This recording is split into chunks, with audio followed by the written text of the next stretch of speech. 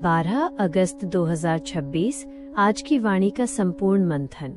ओम नमः शिवाय। मुख्य पॉइंट की हेडिंग, समझानी और उदाहरण। 1.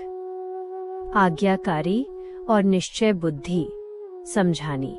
बाबा कहते हैं कि केवल यह सोचने से काम नहीं चलेगा कि हम तो उधर जाएंगे और बाबा हमें बचाएगा।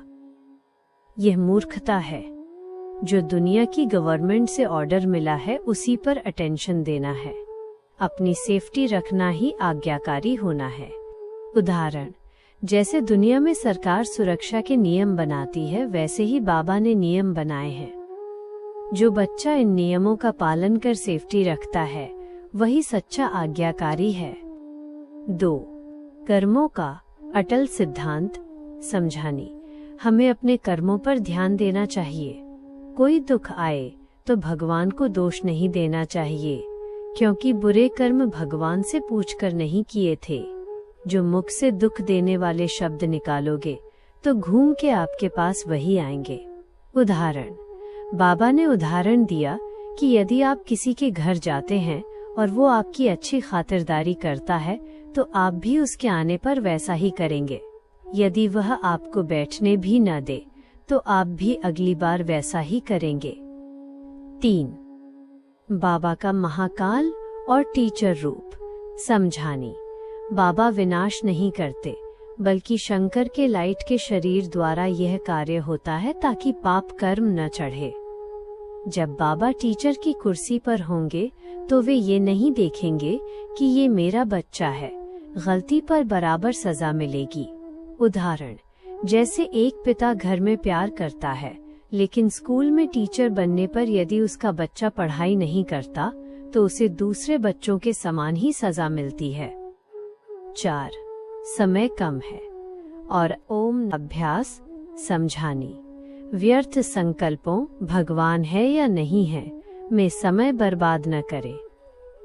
सभी बच्चे अपने घर में बैठकर रोज सुबह शाम कम से कम 10 मिनट तक ओम उच्चारण करें।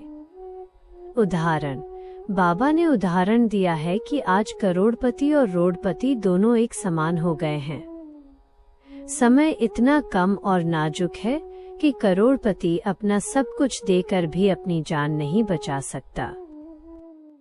स्वमान। मैं आत्मा, निश्चय बुद्धि, आज्ञाकारी और विश्व की सर्वश्रेष्ठ महान पुण्यात्मा हूँ। वरदान।